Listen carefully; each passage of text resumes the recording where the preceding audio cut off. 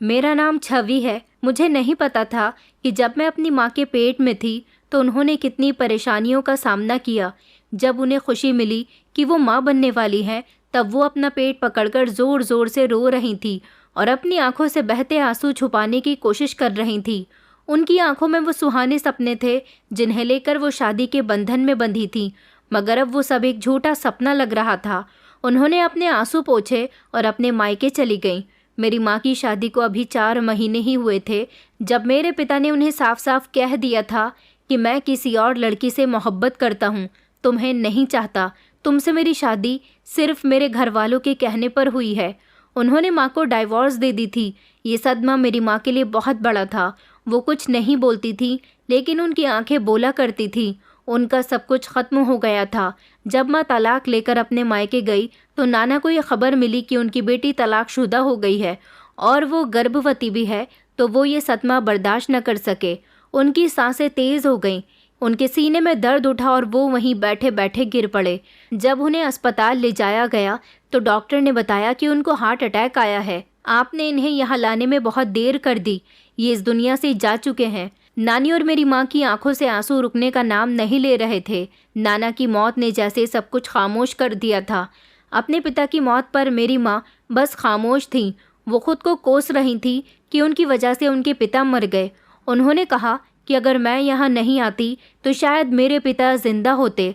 नानी जी ने उन्हें गले लगाकर तसल्ली दी और कहा कि ऐसा मत कहो बेटा, शायद उनकी मौत का समय आ गया था। नाना जी के अंतिम संस्कार के बाद घर का माहौल पूरी तरह से बदल गया था।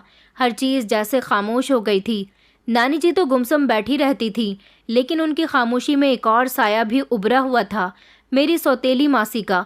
वो नाना की पहली पत्नी की बेटी थी। मेरी माँ से उम्र में बड़ी थी, लेकिन दिल से मेरी माँ के लिए बहुत जलन रखती थी।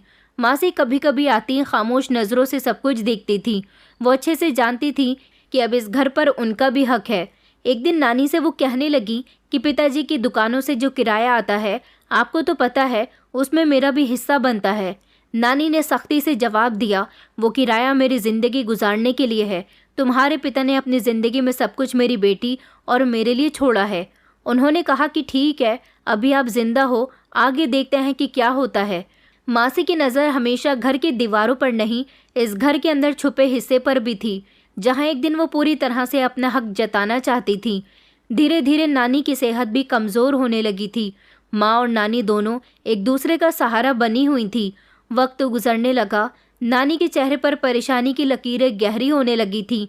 माँ की तबीयत भी ख़राब रहती थी, मगर दोनों खामोशी से सब कुछ झेल रही थी। माँ रातों को जागती रहती थी, अपने आने वाले बच्चे के लिए सिलाई करती थी, छोटे छोटे कपड़े अपने हाथों से तैयार किया करती थी।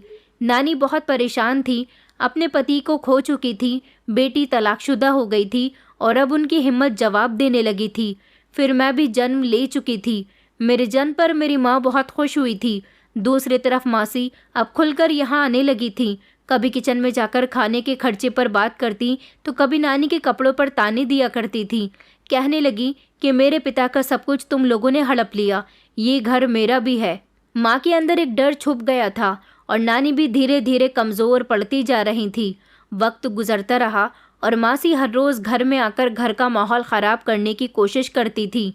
अब किसी के लिहाज की ज़रूरत नहीं थी।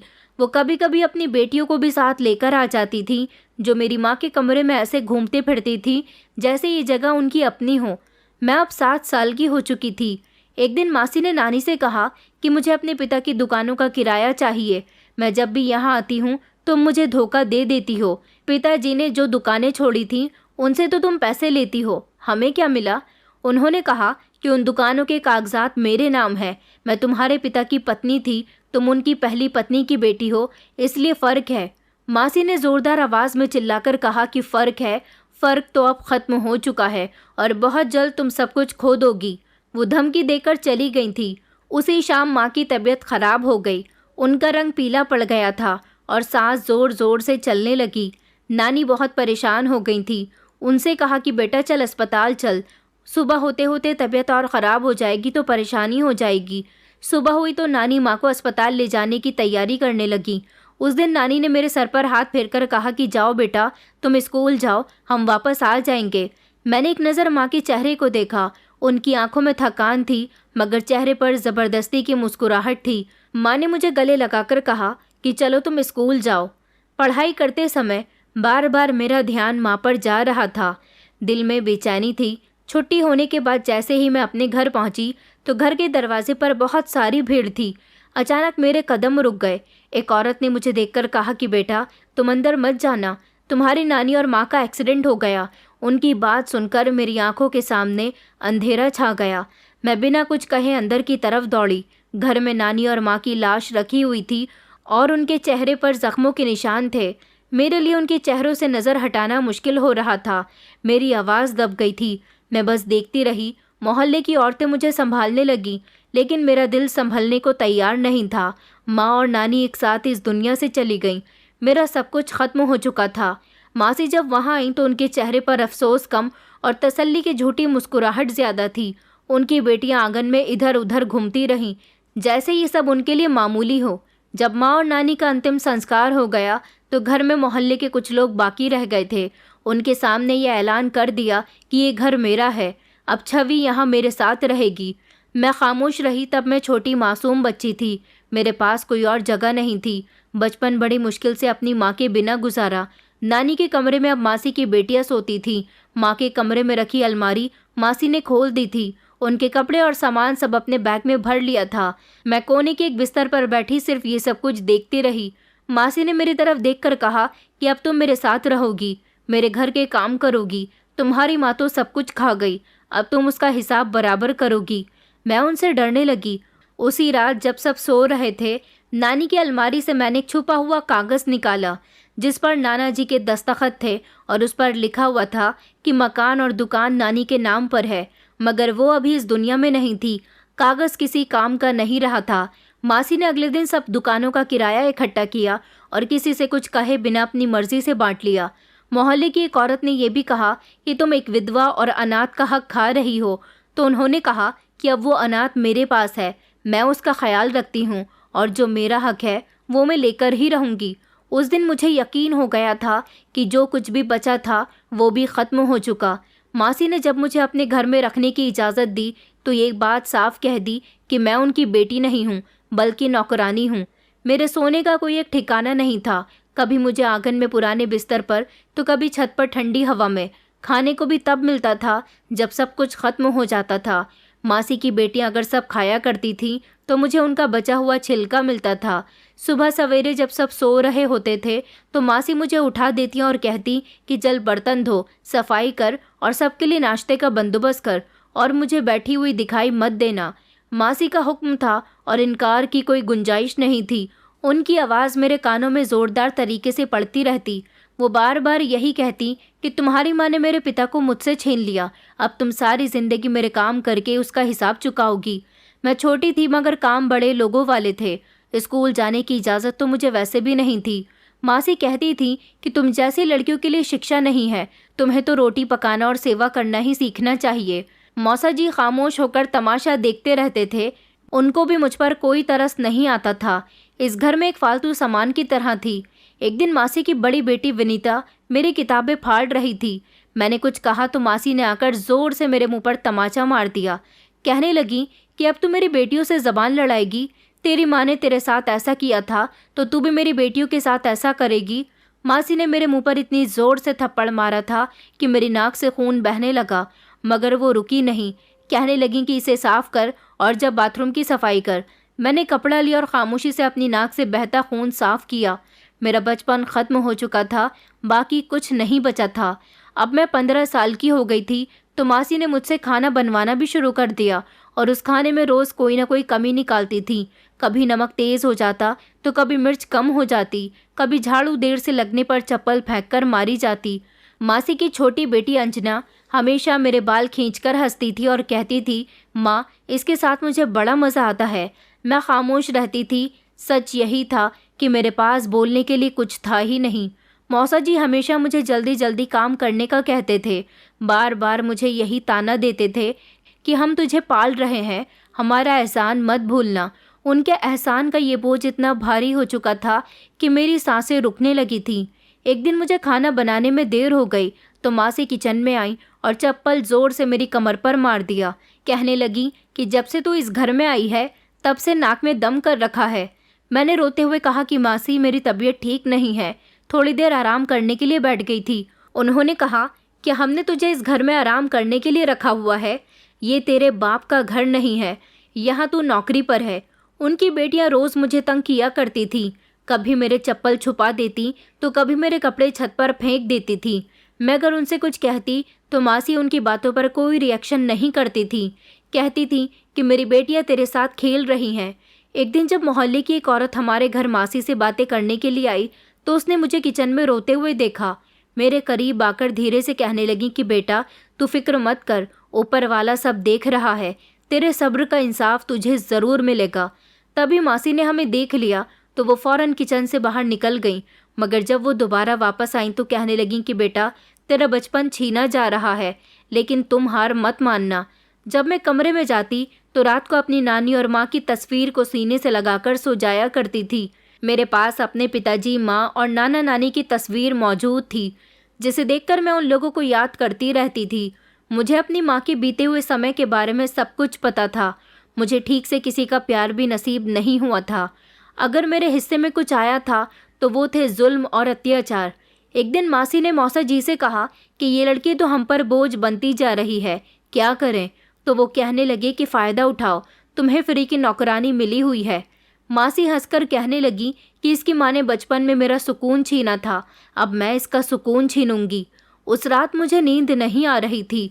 मैं छत पर चुपचाप बैठी आसमान को देख रही थी और सोच रही थी कि मासी का घर मेरे लिए एक कैद खाना बन चुका है, जहाँ हर दिन मेरे लिए एक नया ज़ख्म और हर रात एक नई परेशानी में होती है। न सिर्फ शारीरिक तौर पर बल्कि मानसिक तौर पर भी यहाँ मुझे परेशान किया जाता है। मेरे दिमाग पर ताले लग चुके थे, मुझे यहाँ हंसने बोलने की आज़ादी नहीं थी। एक दिन मासी ने कहा कि तेरी माँ तो हमारा सब कुछ खा गई, बेहतर है तू भी कोई काम सीख ले, तुझे बेचकर कुछ वसूल हो जाएगा। ये सुनकर मैंने सोचा शायद अब अगला कदम मेरे लिए कैद से भी ज़्यादा खतरनाक होने वाला है। एक दिन नाश्ता बनाते समय उनकी बेटी ने एक प्लेट मेरी तरफ फेंकी, जो मेरे हाथ से छूटकर ज़मीन पर गिर गई और टूट गई। तभी मासी चिल्लाते हुए आई और कहने लगी, ये मेरे नए डिनर सेट की प्लेट थी और तूने इसे तोड़ दिया। कई बार समझाया है कि महंगी चीज़ों से सावधानी बरता कर। मैंने कांपते हुए कहा, मासी गलती हो गई, मैं नई ले आऊँगी। मासी कहने लगी कि अच्छा तू लेकर आएगी। चूल्हा जल रहा था जिस पर खाना बन रहा था। मासी ने चूल्हे से पतीला उतारकर एक साइड को रखा और मेरे हाथ पकड़कर चूल्हे पर रख दिया। मैं ज़ोर ज़ोर से चीखने लगी कि छोड़ दो मासी, आइंदा ऐसी गलती नहीं करूँगी। लेकिन मासी को मुझ पर थोड़ा भी रहम नहीं आया। उल्टा उन्होंने कहा कि आइंदा अगर तूने मेरे किसी सामान का नुकसान किया तो तेरा पूरा शरीर जला दूंगी। इतना कहकर वो मुझे झटके से ज़मीन पर फेंककर चली गई थी और मैं अपना हाथ थामकर बुरी तरह से रोने लगी थी, लेकिन किसी ने मुझ पर रहम न किया। उस दिन के बाद 2 दिन तक मुझे खाने को भी कुछ नहीं दिया गया था। मासी कहती थी कि तू खाना खाने के काबिल नहीं है, बेकार है, नौकरानी है, तेरी इस घर में यही औकात है। एक शाम मासी ने मुझे आवाज़ लगाकर कहा कि जो कपड़े धोए थे उन्हें दोबारा से ठीक से धो, सारे कपड़े मैले के मैले ही दिखाई दे रहे हैं। ठीक से कपड़े धोना नहीं आता क्या? मैंने हिम्मत करके कहा, मासी मेरा हाथ जला हुआ है, तकलीफ़ हो रही है। वो हंसकर कहने लगी कि ओहो मैडम जी के हाथों में तकलीफ़ हो रही है, अरे मुझे तो लगता था कि तू पत्थर है, तेरे अंदर जज्बात कहाँ से आ गए। मासी ने फिर चप्पल उतारी और ज़ोर से मेरी पेट पर मार दी। कहने लगी कि ले अब ठीक हो गई तकलीफ़ तेरी। तभी उनकी बड़ी बेटी ये सब देखकर ज़ोर ज़ोर से हंसने लगी और कहने लगी, मम्मी इस पर तो मूवी बननी चाहिए, एक नौकरानी का बदला। मासी कहने लगी कि ये हमसे बदला लेगी, ये हमसे बदला लेगी। इसकी माँ ने जो इज़्ज़त लूटी थी अब ये अपनी इज़्ज़त भूल जाएगी। जब मेरा हाथ बिल्कुल सूज गया, मासी ने कहा कि ये सब नाटक है, रात को झाड़ू लगाना मत भूलना। मैंने सर हिला दिया था और खामोशी से किचन की तरफ आ गई थी। मासी की बेटियां रात को मेरे बिस्तर पर पानी फेंक दिया करती थीं, फिर हंसकर कहती, अब आंगन में जाकर सो जा। मैं भीगी हुई चादर उठाकर छत पर चली जाती थी, जहाँ कुत्तों के भौंकने की साफ आवाज़ सुनाई देती थी, जिससे मैं डर जाती थी और मच्छर मुझे सोने नहीं देते थे। सारा दिन मुझे काम करते करते हो जाता था, मुझे घर से बाहर निकलने की इजाज़त नहीं थी। एक दिन मासी की बेटी विनीता खाने की प्लेट लेकर आई, लेकिन अंदर फेंककर कहने लगी कि चोरों को ऐसे ही खाना देना चाहिए। मैंने कहा कि तुम क्या कह रही हो, मैंने कभी कोई चोरी नहीं की है।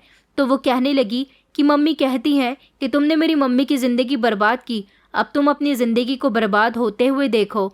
इन सब के बिहेवियर मेरे साथ एक जैसे हो चुके थे। न किसी को तरस आता था, न रहम आता था।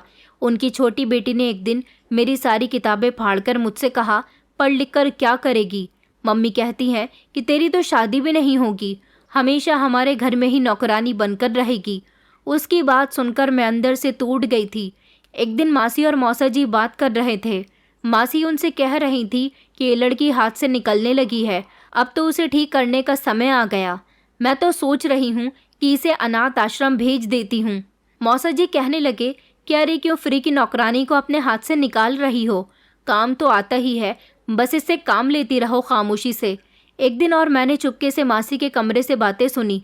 मौसा जी कह रहे थे कि ये लड़की अब बड़ी हो गई है, न इसके रिश्तेदार हैं ना ही कोई परिवार है, तो इसकी शादी का खर्चा भी हमें ही उठाना पड़ेगा। बेहतर है कि इसे किसी अनाथ आश्रम ही भेज दो। अब ये जवान हो चुकी है, अगर हमने अपनी बेटियों की शादी कर दी तो लोग कहेंगे कि अपनी बेटियों की शादी कर रहे हैं और पराई बेटी की नहीं की। लोग बातें बनाएंगे, इसलिए इसको घर से निकालने का समय आ गया। मासी कहने लगी कि नहीं, अब तो मुझसे घर का कोई काम भी नहीं होता, इसे अनाथ आश्रम नहीं भेजूंगी। मुफ्त की नौकरानी है, सारी ज़िंदगी इससे फ़ायदा लेती रहूंगी, और लोगों की क्या है, उन्हें तो हम समझा बुझा देंगे, और इसे तकलीफ़ देकर तो मुझे बहुत ही सुकून मिलता है। उनकी बातें सुनकर मैं दीवार से टेक लगाकर रोने लगी थी। पहली बार मुझे लगा कि यहाँ रहने से बेहतर है कि मैं खुद अपना फ़ैसला करूँ। उसी समय मेरे दिमाग में ख्याल आया कि अगर ये लोग मुझे अनाथ आश्रम भेजने का सोच रहे हैं तो मैं खुद क्यों ना वहाँ पर चली जाऊँ। कम से कम वहाँ पर मेरे साथ ऐसे तो अत्याचार नहीं होंगे जैसे यहाँ पर होते हैं। अगले दिन दोपहर का खाना खाने के बाद सब अपने अपने कमरे में आराम कर रहे थे। घर के दरवाजे की चाबियाँ सोफे पर रखी हुई थी। मैंने दबे कदमों से चप्पल हाथ में लिए और कमरे में दाखिल हुई। सबसे पहले तो मौसा जी के पर्स से थोड़े से पैसे चुराए, क्योंकि मुझे यहाँ से निकलने के बाद किराए के पैसों की ज़रूरत पड़ेगी। ये बात मेरे दिमाग में आ गई थी। फिर मैंने धीरे से दरवाज़ा खोला और बाहर निकल आई।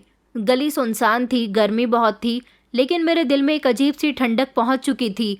मैंने अपने आप से कहा, मैं खुद को आज़ाद करने जा रही हूँ। मैंने चौराहे पर पहुँचकर रिक्शा रोकी तो रिक्शा वाले ने कहा कि तुम्हें कहाँ जाना है। मैंने झिझकते हुए कहा कि अनाथ आश्रम। फिर उसने मुझे रिक्शा में बैठने का इशारा दिया। मेरा दिल ज़ोर ज़ोर से धड़क रहा था। सारे रास्ते में सोचती रही कि चाहे जो हो जाए, अब मैं वापस नहीं आऊँगी। रिक्शा वाले ने मुझे अनाथ आश्रम के दरवाजे पर छोड़ दिया। मैंने उसे पैसे दिए और एक पुराना सा दरवाज़ा था, उसके ऊपर लिखा हुआ था अनाथ आश्रम। दरवाज़ा खोलते ही मुझे बच्चों के शोर की आवाज़ सुनाई दी। कुछ हंसी मजाक कर रहे थे तो कुछ बच्चे खेल रहे थे। मैंने पहली बार ऐसे बच्चों को खुश होते हुए देखा था जिनके माता पिता नहीं थे। तभी एक औरत सामने आई, उसके चेहरे पर सीरियसनेस थी। उसने कहा कि क्या काम है। मैंने कहा कि मैं अकेली हूँ। तो वो मेरी बात समझ गई और कहने लगी कि यहाँ रहना चाहती हो। उसने मुझे सर से लेकर पैर तक देखा और कहने लगी कि तुम छोटी नहीं हो, हम सिर्फ यहाँ छोटे बच्चों को रखते हैं, जब बच्चे बड़े हो जाते हैं तो खुद अपना रास्ता बना लेते हैं। मैंने कहा कि मेरे पास ना घर है ना ही कोई ठिकाना, मैं बस आपसे यहाँ रहने की जगह मांग रही हूँ। वो खामोश हो गई, फिर कहने लगी कि तुम यहाँ एक रात रह सकती हो और बाकी का फैसला कल करेंगे। वो रात मेरी अनाथ आश्रम में बड़े सुकून से गुजरी थी। साफ सुथरा बिस्तर, खाने के खुशबू में सबके बराबर हिस्सा, और सबसे बढ़कर किसी ने मुझे डांटा भी नहीं था। मुझे वहाँ पेट भरकर खाना मिला था। सुबह जब अनाथ आश्रम में एक नौकरानी ने कमरे का दरवाज़ा खोला, मैं ज़मीन पर बिछे बिस्तर पर लेटी हुई थी। तभी मैं नींद से जाग गई। बाहर से बच्चों की आवाज़ आ रही थी, किसी के हंसने की तो किसी के झगड़ने की। वहाँ की हवा में एक अलग ही सुकून था। मैंने ज़िंदगी में पहली बार ये सोचा था कि शायद यहाँ मैं किसी के जुल्मों के बिना भी जी सकूंगी।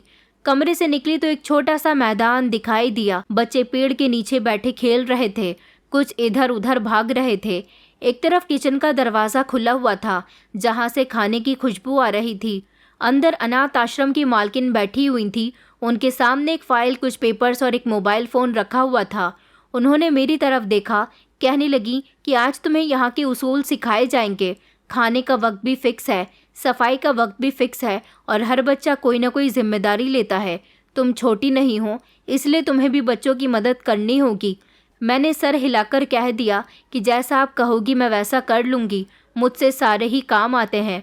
उन्होंने कुछ कागज़ों पर लिखना शुरू किया, उसके बाद मेरी तरफ देखा। कहने लगी, क्या तुम यहाँ पर परमानेंट रहना चाहती हो? मैंने कहा कि जी। तो वो कहने लगी कि ठीक है, इसका फ़ैसला हम कल करेंगे। आज तुम बस देखो, सीखो और ये साबित करके दिखाओ कि तुम यहाँ रहने के काबिल हो। हम देखना चाहते हैं कि तुम यहाँ पर रह सकती हो या नहीं। उस दिन मुझे एक लड़की के साथ लगा दिया गया था जो सुबह के समय बच्चों को तैयार किया करती थी। वो 7 साल की पीहू को तैयार कर रही थी, जिसे रोज़ बाथरूम जाते में बहुत डर लगता था। मैंने आगे बढ़कर कहा कि आओ, मैं तुम्हें हाथ पकड़कर ले चलती हूँ।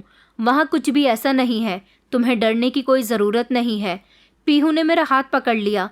पहली बार मुझे लगा था कि शायद मैं किसी के लिए फ़ायदेमंद हो सकती हूँ। अगले दिन दोपहर को खाने के बाद बच्चे दोपहर में सोने के लिए चले गए थे। जब मालकिन ने मुझे बुलाया, उनके साथ एक औरत बैठी थी और ये औरत मासी थी। उनको देखकर मैं घबरा गई। उनके अंदाज में आज सख्ती नहीं थी, बल्कि बेचैनी थी। मासी ने कहा कि बेटा वापस चलो, घर पर सब तुम्हारा इंतज़ार कर रहे हैं। मैं वादा करती हूँ अब तुम्हारे साथ कुछ भी गलत नहीं होगा। तुम्हारे मौसा जी चाहते हैं कि तुम वापस आ जाओ। तुम्हारे घर से आने के बाद घर बहुत सूना हो गया। तुम्हें वहाँ किसी चीज़ की कोई परेशानी नहीं दी जाएगी। आराम मिलेगा, कपड़े मिलेंगे और खाना भी मिलेगा।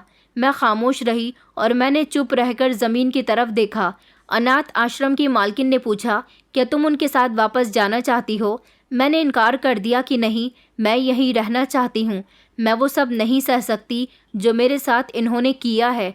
मासी ने ज़ोर से कहा कि बेटा, बुरे वक्त में हमने ही तो तुम्हारा ख्याल रखा और अब तुम ऐसे अनजान बन रही हो जैसे हमें जानती ही नहीं हो। मैंने धीरे से कहा कि आपका शुक्रिया, आपने मेरा ख्याल रखा, लेकिन आपने ख्याल रखने के साथ साथ मेरा खूब फ़ायदा भी उठाया। मेरी माँ ने कभी मुझे मारा नहीं था, आपने तो मेरा सब कुछ छीन लिया। अब मैं खुद को बचाना चाहती हूँ। मालकिन ने बात काटते हुए कहा कि बहन जी, अब आप यहाँ से जा सकती हैं। ये लड़की यहीं पर रहना चाहती है और हम इसे यहाँ पर रखेंगे। मासी तेज़ी से उठकर दरवाजे की तरफ चली गई थी, लेकिन उन्होंने मुड़कर भी नहीं देखा। उनके चेहरे पर मुझे पछतावा नज़र आ रहा था। जब वो चली गई तो मालकिन ने मेरी तरफ देखा और कहा, तुम अब यहाँ की हो गई हो, लेकिन जिम्मेदारियों के साथ। बच्चों की साफ़ सफाई, उनके कपड़े धोना, उन्हें वक्त पर खाना देना और कुछ वक्त में तुम्हें यहाँ सिलाई भी सिखा दी जाएगी ताकि तुम बच्चों के कपड़े सिल सको। मैंने कहा, ये सब कुछ मैं पहले भी किया करती थी, लेकिन अब मेरी मजबूरी नहीं है, बल्कि मुझे एक उम्मीद है कि मुझे यहाँ सुकून मिलेगा। उन्होंने मुस्कुराकर कहा कि हमें यही जज्बा चाहिए तुम्हारे अंदर। अगले दिन से मैं काम पर लग गई थी। यहाँ के रजिस्टर में मेरा नाम दर्ज कर दिया गया था। मेरी उम्र, मेरे हालात और एक छोटा सा बयान कि मैं अपनी सौतेली मासी के साथ नहीं रह सकती। उन्होंने मेरे साथ बहुत बुरा किया। मालकिन ने मेरे जले हुए हाथ देखे तो मुझे डॉक्टर को दिखाया। डॉक्टर ने मेरे जले हुए हाथों का इलाज शुरू कर दिया। नर्स ने दवाई लगाते हुए कहा कि कब जला था हाथ? मैंने कहा चूल्हे पर रख दिया गया था, सज़ा के तौर पर। नर्स कहने लगी कि तुम बहुत बहादुर हो। मैं अनाथ आश्रम में रहकर सारे काम कर रही थी, 1 मिनट के लिए भी खाली नहीं बैठती थी। मेरी मेहनत और लगन देखकर वहाँ की मालकिन बहुत खुश हो रही थी। मैंने जब यहाँ पहली बार खाना बनाया तो सबको मेरे हाथ का खाना बहुत अच्छा लगा था। पीहू ने भी मुस्कुराकर कहा, ये खाना आपने बनाया है? मैंने कहा कि नहीं, सबने मिलकर बनाया है। तो सब बच्चे कहने लगे कि आज का खाना बहुत मज़ेदार हो रहा है। मैं भले ही यहाँ पर काम करती थी, लेकिन मेरी ज़िंदगी में सुकून था। मैं इन बच्चों के साथ अपनी खुशियाँ तलाश करती थी। उनके काम करके मुझे बहुत अच्छा लगता था। यहाँ पर मुझे पेट भरकर खाना मिलता, इज्जत मिलती और सुकून की नींद नसीब हो रही थी। मालकिन मेरा काम देखकर मुझे कभी कभी 100-50 रुपये दे दिया करती थी। मैंने उनके दिए गए पैसों को कभी भी इस्तेमाल नहीं किया। मैं जब भी कोई अच्छा काम करती जिस पर सब मेरी तारीफ़ करते तो मालकिन खुश होकर मुझे पैसे दिया करती थी। मैंने उन सारे पैसों को खामोशी से अपने पास इकट्ठा करना शुरू कर दिया था, क्योंकि बहुत साल हो गए थे। मेरे तन पर अभी तक नया कपड़ा नहीं पड़ा था। मैं चाहती थी कि मेरे पास जब भी पैसे इकट्ठे हो जाएं, मैं अपने लिए एक नया सूट खरीदूंगी। अनाथ आश्रम में अगर कोई बच्चा बीमार हो जाता तो मैं सारी रात जागकर उसकी सेवा किया करती थी। कोई काम होता तो सबसे पहले मैं उसे किया करती थी। मालकिन कहती थी कि मुझे तुम्हारे अंदर का जज्बा बहुत अच्छा लगता है और ये साबित करता है कि तुम यहाँ रहने के काबिल हो। उस दिन मैंने फैसला किया कि ये जगह मेरे लिए एक ठिकाना नहीं बल्कि मेरा घर है। अनाथ आश्रम में रहते हुए मुझे 6 महीने गुजर चुके थे। रोज़ के काम मेरी ज़िंदगी का हिस्सा बन गए थे। सुबह बच्चों को जगाना, उनको यूनिफॉर्म पहनाना, नाश्ता बनाना, बर्तन धोना और भी बाकी के काम, और शाम को बच्चों को कहानी सुनाने का समय मिलता था। पीहू मुझे दीदी कहा करती थी और हर जगह मेरे साथ रहती थी। वो हमेशा मेरे पास आकर कहती कि दीदी, आज रात मुझे कहानी बहुत जल्दी सुनाना, कल वाली सुनकर नींद बहुत अच्छी आई थी। मैं हंसकर कहती थी, लेकिन सबसे पहले खाना फिनिश करो, फिर कहानी सुनाऊंगी। किचन की इंचार्ज भी मेरे काम से खुश होकर कहती कि तुमने तो यहाँ आते ही सारे इंतज़ाम संभाल लिए। मैं कहती हूँ कि इन बच्चों को ऊपर वाला तेरे जैसा बनाए। अब तो यहाँ बच्चों से कोई मेहमान भी मिलने आता और उन्हें मेरा काम पसंद आता तो वो मुझे भी 10 या 50 रुपये दे जाता था, या उससे ज़्यादा भी, जिसकी जैसी हैसियत होती। मेरे पास एक पुराना प्लास्टिक का डब्बा था जिसमें मैं अपने सारे पैसे इकट्ठे कर रही थी सूट लाने के लिए। एक दिन पीहू मुझसे पूछने लगी, दीदी, आपको लोग पैसे देकर जाते हैं और यहाँ की मालकिन भी पैसे देती है, तो आप उन पैसों को अपने ऊपर खर्च क्यों नहीं करती? मैंने कहा, मैं खर्च इसलिए नहीं करती क्योंकि मेरी ख्वाहिश है, मैं अपने लिए कीमती सूट खरीदना चाहती हूँ। पता है, जब मैं छोटी थी तो मेरी माँ मुझे हर त्योहार पर अपने हाथ से नया सूट सिलकर पहनाती थी। मैं तब बहुत खुश हुआ करती थी। बस वो मेरा आखिरी समय था जब मैंने नए कपड़े पहने थे। फिर उसके बाद तो मुझे दूसरों की उतरन पहनना ही नसीब हुआ। इसीलिए मैं चाहती हूँ कि मैं एक नया सूट खरीदूँ जिसे पहनकर मुझे सुकून मिलेगा और शायद मेरी माँ की आत्मा को भी खुशी मिले। ये पैसे मेरे लिए ख़जाने की तरह थे। जब मेरे पास 4000 रुपये इकट्ठा हो गए तो मैंने मालकिन से कहा कि मैडम, मैं बाज़ार जाना चाहती हूँ, अपने लिए कपड़े ख़रीदना चाहती हूँ। मालकिन ने कहा कि तुमने बहुत मेहनत की है, तुम्हें ये खुशी मिलनी ही चाहिए, मगर याद रखो कि सीधा बाज़ार जाना और जल्दी ही वापस लौट कर आ जाना। अगले दिन मैंने अपने जमा किए हुए पैसे लिए और हाथ मुंह धोकर साफ सुथरे हुलिये में घर से बाहर निकल गई। बाजार पहुंचकर मैंने कई दुकानें देखी, हर कपड़े को हाथ लगाकर उसका रंग देखा, क्वालिटी देखी।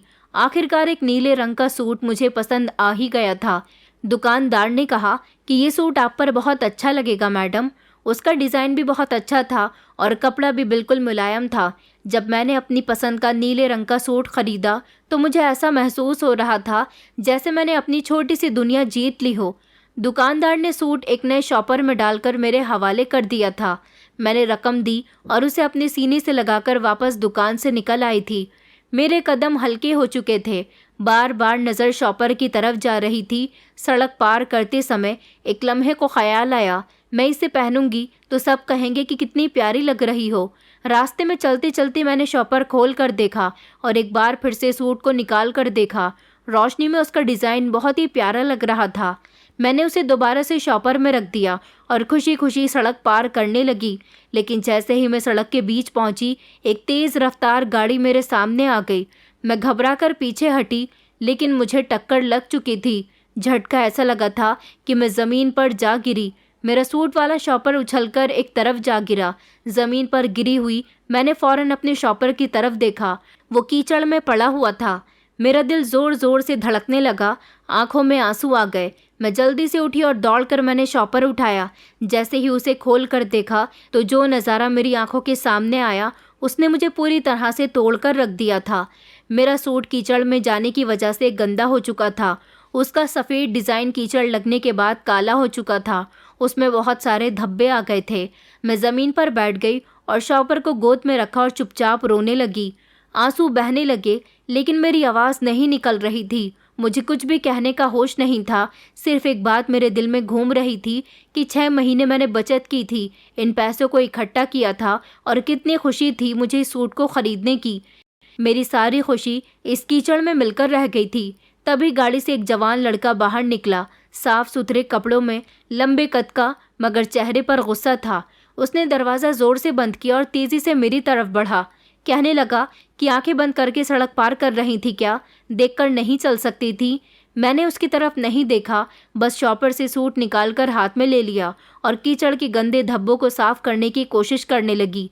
मैंने धीरे से कहा, ये सूट मैंने पूरे 4000 का ख़रीदा है, सब खराब हो गया। उस लड़के की आवाज़ बदली और कहने लगा, 4,000 का सूट तुमने खुद खरीदा था? मैंने सर हिलाकर कहा, जी, अपने पैसों से पूरे 6 महीने तक पैसे इकट्ठा किए थे। वो कुछ देर तक तो खामोश रहा, फिर धीरे से कहने लगा, चलो मैं तुम्हें नया सूट दिलवा देता हूँ। मैंने नज़र उठाई और कहा, नहीं आपका धन्यवाद, मैं खुद दोबारा ख़रीद लूँगी। वो थोड़ा हैरान हुआ, कहने लगा, यहाँ लोग हादसा होने का बहाना बनाकर लाखों रुपए मांग लेते हैं और तुम कह रही हो कि खुद खरीद लूँगी। मैंने कहा, मुझे किसी से लेना नहीं आता, बस अपनी चीज़ को मैं खुद हासिल करना चाहती हूँ। उसने कहा, लेकिन नुकसान तो मैंने किया है ना, इसलिए जिम्मेदारी भी मेरी ही है, ये उसूल होना चाहिए। मैंने बात बदली और कहा कि आपने मुझे कम से कम अस्पताल तो नहीं पहुंचाया, बस ये सूट ही तो ख़राब हुआ है, वो मैं खुद संभाल लूँगी। वो कुछ लम्हे खामोश रहा, फिर कहने लगा कि ऐसा करो, एक बार मेरे साथ बाज़ार चलो, सिर्फ देखने के लिए, कुछ ख़रीदना हो तो ख़रीद लेना, तुम्हारी मर्ज़ी। मैंने इनकार कर दिया, लेकिन अंदर फ़ैसला कर लिया था कि चली जाती हूँ, कुछ नहीं लूँगी। हम करीब की एक दुकान पर गए। दुकानदार ने पूछा, क्या दिखाऊं साहब? उस लड़के ने कहा कि भैया इन मैडम के लिए खूबसूरत सा सूट दिखा दीजिए। दुकानदार ने खूब सुंदर सुंदर सूट दिखाए तो उनमें से मुझे एक सिंपल सा ब्लैक कलर का सूट पसंद आ गया था। मैंने कहा कि सूट अच्छा है, लेकिन मैं बाद में आकर खुद ले जाऊंगी। उसने दुकानदार से कहा कि यही पैक कर दो। फिर कहने लगा, ये मेरी तरफ से नहीं है, बल्कि तुम्हारा नुकसान का भुगतान है। दुकानदार ने सूट पैक करके मुझे थमाया और हम बाहर रास्ते में आ गए थे। उसने मुझसे पूछा कि कहाँ रहती हो? मैंने उसे बताया कि अनाथ आश्रम में रहती हूँ, मैं बच्चों की देखभाल करती हूँ। उसने कहा, और पढ़ाई? मैंने सर झुकाकर कहा कि अभी नहीं हो रही, वक्त ही नहीं मिलता पढ़ाई करने का। वो कहने लगा कि तुम्हें पढ़ना लिखना चाहिए, तुम में जज्बा है कुछ कर दिखाने का। मैं खामोश रही। जब अनाथ आश्रम के गेट पर पहुंची तो उसने रुककर कहा, अगर कभी किसी मदद की ज़रूरत हो तो मुझे ज़रूर बताना। मैंने कहा कि नहीं, मुझे आपकी मदद की ज़रूरत नहीं पड़ेगी, मुझे आदत है अपने लिए ही सब कुछ खुद करने की। मदद आदत बन जाए तो खुद ही मर जाती है। उसने मुस्कुराकर कहा कि ठीक है, लेकिन याद रखो, कुछ मदद ऐसी नहीं होती, बल्कि जिम्मेदारियां भी होती है। मैं गेट के अंदर दाखिल हो गई। हाथ में नया सूट था, मगर दिल में वही पुरानी सोच, इज्जत से कुछ मिला है तो शायद दुनिया बदल भी सकती है। अगले दिन सुबह में रोज़ के मुताबिक किचन में बिजी थी। तभी मुझे किचन वाली आंटी ने आवाज़ दी और कहने लगी, जाओ, तुम्हें बड़ी मालकिन बुला रही हैं, कोई मेहमान आया है, तुमसे मिलना चाहता है। मैंने चौंक कर पूछा, मुझसे कौन मिलने आ गया? तो उन्होंने कंधे उचकाकर कहा कि पता नहीं, कोई जवान लड़का है, शायद वही लड़का है जो तुम्हें कल यहाँ तक छोड़ गया था। मैंने जल्दी से अपने हाथ साफ किए, दुपट्टा ठीक किया और जल्दी से बड़ी मैडम के ऑफिस में पहुंची। दरवाजे पर दस्तक दी अंदर दाखिल हुई तो वो लड़का कुर्सी पर बैठा हुआ था। मालकिन अपनी कुर्सी पर बैठी हुई थी, चेहरे पर उलझन और सवाल थे। उस लड़के ने मेरी तरफ देखकर कहा कि कैसी हैं आप? उम्मीद है आपकी तबीयत अब बेहतर है। मैंने धीरे से कहा कि थैंक यू, मैं ठीक हूँ। मालकिन ने धीरे से कहा कि तुम जानती हो इनको? मैंने नहीं में जवाब दिया, बस मेरी इनसे कल मुलाकात हुई थी। उस लड़के ने बात को संभाल लिया, कहने लगा कि जी मैं जानता हूँ, इनसे मेरी एक छोटी सी मुलाकात थी, शायद आपको ठीक नहीं लगेगा, लेकिन मैं इनके कॉन्फिडेंस और हौसले से इम्प्रेस हुआ। जब ये मेरी गाड़ी से टकराई थी और फिर भी अपनी बात पर कायम रही तो मुझे लगा कि ये कोई मामूली लड़की नहीं है। मालकिन ने सख्त शब्दों में कहा, आप क्या कहना चाहते हैं मिस्टर? वो सीरियस होकर कहने लगा कि मैं इस लड़की से शादी करना चाहता हूँ। एक लम्हे के लिए उनके ऑफिस में खामोशी छा गई। मेरा दिल ज़ोर ज़ोर से धड़कने लगा। मालकिन भी हैरान रह गई, जैसे मेरे रिएक्शन जांच रही हों। मैंने अपनी नज़र झुका ली। मेरे दिमाग में भी बहुत सारे सवाल थे, मगर दिल और ज़ुबान बंद हो चुकी थी। मालकिन कहने लगी, ये जज्बाती फ़ैसला लगता है। हमने यहाँ ऐसे लोग नहीं देखे जो एक हादसे की वजह से रिश्ता लेकर आ जाएं। उस लड़के ने कहा, मैं जज्बाती नहीं, समझदार हूँ। मेरे घर में सब कुछ है, लेकिन मेरा कोई अपना नहीं है। मैं काफ़ी अमीर हूँ, आप मेरे बारे में इंफॉर्मेशन निकाल सकती हैं। मालकिन ने मेरी तरफ देखा और कहने लगी कि छवि, तुम क्या चाहती हो? मैंने धीरे से कहा कि मैंने कभी इस बारे में सोचा नहीं था। उसने कहा, अगर आप लोगों को ये सब कुछ ठीक नहीं लगता तो कुछ दिनों बाद मैं अपने पेरेंट्स को लेकर यहाँ आ जाऊँगा। मालकिन ने कहा कि ठीक है, लेकिन पहले हमें आप पर ठीक से भरोसा करना होगा। ये लड़की हमारे लिए अमानत है, फैसला सोच समझकर करना होगा। वो लड़का शुक्रिया कहकर वहाँ से चला गया। जब वो चला गया तो मालकिन ने मेरी तरफ देखकर कहा, तुम जानती हो ये सब आसान नहीं है। तुम्हारा बीता हुआ समय, तुम्हारा अकेलापन, ये सब कुछ इंसान को पता होना चाहिए। मैंने कहा, मैं किसी से कुछ नहीं छुपाना चाहती। जो सच है वो हमेशा सच ही रहेगा। अनाथ आश्रम में सब लोगों को ये बात पता चल गई थी। उसी शाम सफाई वाली आंटी कहने लगी, बेटी तुम बहुत खुशनसीब हो जिसे ये मौका मिला है, वरना जिंदगी इंसान को जीने का दोबारा मौका कभी नहीं देती। अगले 2 दिन खामोशी से गुजर गए। मैं अपने कामों में बिजी थी, लेकिन मुझे अपने अंदर कुछ बदला हुआ सा महसूस हो रहा था। फिर तीसरे दिन वही लड़का अपनी माँ के साथ आया। मालकिन ने उसका स्वागत किया, उनसे ठीक से बातचीत की। मालकिन ने मेरे बारे में उनको सब कुछ बता दिया था। उस लड़की की माँ ने कहा कि मुझे लड़की बहुत पसंद आई, क्योंकि मैंने ऐसी लड़की अपनी ज़िंदगी में पहली बार देखी है। फिर मुझे अंदर बुलाया गया। उस औरत ने मुस्कुराकर कहा कि बेटा, तुम्हारी ज़िंदगी की कहानी सुनने के बाद तो मुझे बहुत ही अफसोस हुआ, लेकिन तुमसे मिलकर बहुत अच्छा लगा। उन्होंने मैडम से कहा कि मैं छवि को अपनी बहू बनाना चाहती हूँ और शादी यहीं होगी, लेकिन सिंपल तरीके से होगी। मालकिन ने कहा कि ठीक है, अगर लड़की तैयार है तो फिर हम भी तैयार हैं। मेरा दिल धड़क रहा था। एक अनजान इंसान जो कल तक मेरे लिए अजनबी था, आज मेरा फ्यूचर बनने जा रहा था। फिर 2 दिन बाद सिंपल तरीके से अनाथ आश्रम में ही मेरी शादी कर दी गई। अनाथ आश्रम को थोड़ा बहुत सजाया गया। वहाँ के बच्चों ने मेरे लिए बहुत अच्छे से तैयारी की थी। बच्चे मेरी विदाई पर रो रहे थे। पीहू ने कहा था कि मैं आपको बहुत याद करूँगी। और फिर इस तरह सादगी से मेरी शादी इस लड़के गौरव के साथ हो गई। वो मुझे अपने साथ अपने घर ले गया था और कहने लगा कि अब ये तुम्हारा घर है, तुम बहुत अच्छी हो, तुम जैसी पत्नी पर तो कोई भी गर्व कर सकता है। मैंने कहा कि मुझे कुछ नहीं चाहिए, मुझे सिर्फ इज्जत चाहिए। ये घर बहुत बड़ा था और इस घर में किसी चीज़ की कोई कमी नहीं थी। जब मुझे मेरे पति अपने कमरे में लेकर गए तो कमरे में दाखिल होते ही मेरी नज़र दीवार पर लगे फ्रेम्स पर गई, जिनमें फैमिली फ़ोटोज़ लगे हुए थे। मैं एक तस्वीर के सामने रुकी। उसमें एक आदमी और मुस्कुराती हुई एक औरत थी। आदमी का चेहरा जाना पहचाना था। मैंने अपने दिमाग पर जोर डाला तो जैसे मेरे पैरों तले से ज़मीन निकल गई। मैंने गौरव से कहा कि ये कौन है।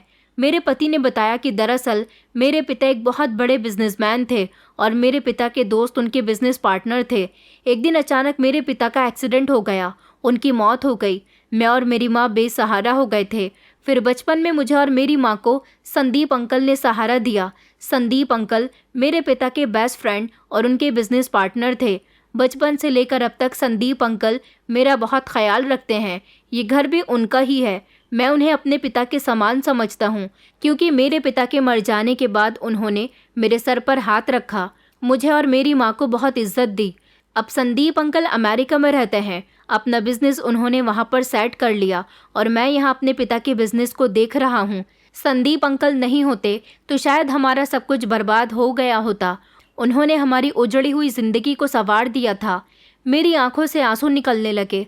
मैंने कहा, क्या इनकी अपनी कोई औलाद नहीं है?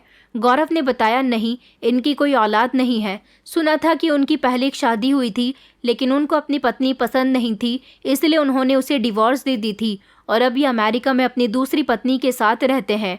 गौरव ने जब मुझे रोते हुए देखा तो कहने लगा कि तुम्हारी आंखों में इतने आंसू क्यों आ गए? मैंने गौरव को बताया, क्योंकि ये इंसान मेरे पिता हैं और इन्हें तो शायद पता भी नहीं होगा कि उनकी एक बेटी भी है। गौरव कहने लगा, क्या तुम सच कह रही हो? मैंने कहा, हाँ, क्योंकि मैं उनकी पहली पत्नी की बेटी हूँ। मेरी माँ 2 महीने की प्रेग्नेंट थी जब इन्होंने उनको डिवोर्स दे दी थी और फिर कभी इस आदमी ने ये खबर ही नहीं ली कि उनकी एक बेटी भी है और वो इस कदर परेशानी की ज़िंदगी गुजार चुकी है। गौरव ने कहा, ये तो तुम्हारे साथ बहुत ही बुरा हुआ। अगले दिन मेरी ज़िंदगी की नई शुरुआत हो चुकी थी। गौरव ने मेरी बात वीडियो कॉल पर संदीप अंकल से करवाई। उनको बताया कि ये मेरी पत्नी है, मैं शादी कर चुका हूँ। वो बहुत ही खुश हुए थे, मगर जब गौरव ने उनको ये बताया कि आप ये नहीं पूछोगे कि ये लड़की कौन है, किसकी बेटी है, उन्होंने कहा कि हाँ बेटा, मुझे बताओ इस लड़की के बारे में सब कुछ। तो गौरव ने उनको मेरे बारे में सब कुछ बता दिया कि ये लड़की आपकी बेटी है और आपकी पहली पत्नी की बेटी है। ये सुनकर जैसे उनके होश उड़ गए थे और उनकी आंखों में आंसू आ गए थे। उन्होंने कहा कि बेटा, मैं अगले हफ्ते ही इंडिया आ रहा हूँ। मैंने गौरव से कहा कि तुम्हें इनको मेरे बारे में बताने की कोई ज़रूरत नहीं थी, क्योंकि मैं इस इंसान को कभी माफ़ नहीं करूँगी जिसने मुझे मेरी माँ को बहुत तकलीफ़ दी। गौरव कहने लगा कि जब वो यहाँ आ जाएंगे तो तुम उनसे सारी बात कर लेना। मेरे पास मेरी माँ की, नाना नानी की और मेरे पिताजी की फ़ोटो थी। जब वो मेरी ससुराल आए तो मैंने उनसे कोई बात नहीं की, लेकिन सबूत के तौर पर उनके सामने वो सारी तस्वीरें रख दी थीं जिसमें वो माँ को देखकर और अपने आप को देखकर हैरान रह गए थे और शर्मिंदा भी हुए थे। गौरव ने उनको मेरी पूरी ज़िंदगी के बारे में सब कुछ बता दिया। मैं खामोश खड़ी रही, जिस पर वो बहुत शर्मिंदा हुए, रोने लगे। वो मेरे सामने हाथ जोड़कर माफ़ी मांगने लगे कि बेटा, मुझे तो पता भी नहीं था कि मेरी अपनी बेटी भी है। मैंने जिस औरत से शादी की थी वो मेरी पसंदीदा औरत थी। तुम्हारी माँ को छोड़ने के बाद मेरी उससे शादी तो ज़रूर हुई, लेकिन वो मुझे कभी औलाद का सुख न दे सकी। मैं समझता रहा कि मैं बे औलाद हूँ, लेकिन मेरी बेटी तो इतनी प्यारी है, मुझे पता ही नहीं था। मैंने कहा कि मैं आपकी बेटी नहीं हूँ। आज आपके सामने हकीकत आ गई तो आपने मुझे अपनी बेटी कह दिया, लेकिन क्या आपको ये पता है कि मैंने और मेरी माँ ने एक समय में कितना बुरा वक्त देखा। मेरी माँ तो इस दुनिया से चली गई, लेकिन मैं तो अभी तक परेशानियों से जूझती आई हूँ। उन्होंने कहा कि बेटा, मुझे माफ़ कर दो। मैंने कहा कि आप जानते हैं कि मेरी परवरिश कहाँ हुई? अनाथ आश्रम में। पिता होते हुए भी मैं अनाथ आश्रम में रही, सिर्फ आपकी वजह से। अगर आप मेरी माँ को नहीं छोड़ते तो आज मेरी ज़िंदगी भी ऐसी नहीं होती। वो बहुत ही शर्मिंदा हो रहे थे, रो रहे थे। कहने लगे कि बेटा, मैं भी अपनी मोहब्बत की तरफ से मजबूर था। मैं अपनी पत्नी से बहुत मोहब्बत करता था। वो अमेरिका में है। औलाद के लिए तो वो भी बहुत तरसती है। हम लोग बूढ़े हो गए, लेकिन ऊपर वाले ने हमें औलाद नहीं दी।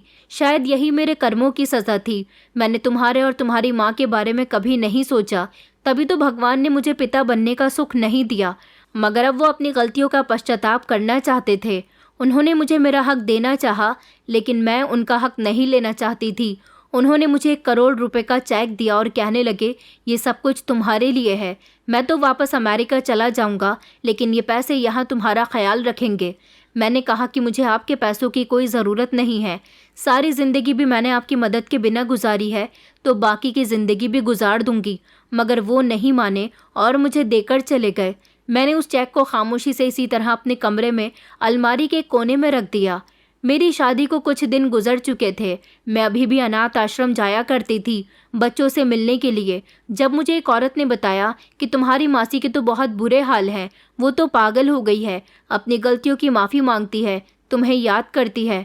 तुम्हें पता है, उसकी बड़ी बेटी घर से भाग गई और छोटी बेटी इतनी बिगड़ गई कि मोहल्ले के सारे लोग उस पर थू थू करते हैं।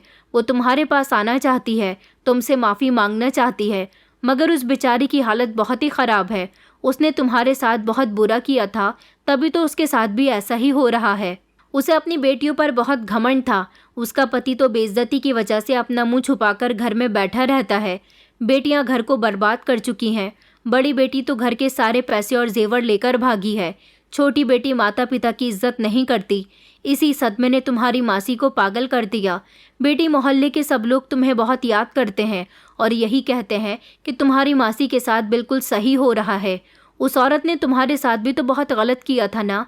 मैंने उस औरत को कोई जवाब नहीं दिया और कहा कि मुझे दिल से बुरा लगा। मासी का परिवार इस तरह से उजड़ गया। मैंने उनको माफ़ कर दिया था उसी दिन जिस दिन मैं उस घर से भागकर आई थी। वो औरत कहने लगी कि तुम्हारा बहुत बड़ा दिल है बेटी। तुम्हारी जगह अगर कोई और होता तो तुम्हारी मासी की बर्बादी पर बहुत खुश होता। दूसरी तरफ मेरे पिता भी हर छुट्टियों में यहाँ आने लगे थे। मुझसे बात करने की कोशिश करते थे, लेकिन मैं उनसे कोई बात नहीं करती थी। मगर वक्त गुजरता गया और वक्त के साथ साथ मैंने उनको भी माफ़ कर दिया और उनका दिया हुआ चेक मैंने अनाथ आश्रम में उन बच्चों की मदद के लिए दे दिया जिनसे मैं बहुत प्यार करती हूँ। मैं आज भी अपने पति के साथ रहती हूँ। मैंने अपने पिता को स्वीकार तो कर लिया, लेकिन अब सब कुछ वक्त के हवाले कर दिया। मासी की भी मानसिक हालत बिल्कुल ठीक नहीं है। उनके लिए प्रार्थना करती हूँ कि उनकी परेशानी ठीक हो जाए, लेकिन कभी मैं पलटकर उनके पास नहीं जाना चाहती, वरना मेरे पुराने ज़ख्म ताज़ा हो जाएंगे। दोस्तों, उम्मीद करती हूँ आपको हमारी कहानी पसंद आई होगी। कहानी पसंद आई है तो वीडियो को लाइक करें, चैनल पर नए हैं तो चैनल को सब्सक्राइब करें और हाँ, नोटिफिकेशन बेल को ज़रूर दबाएं ताकि अगली अपडेट सबसे पहले आपको मिले।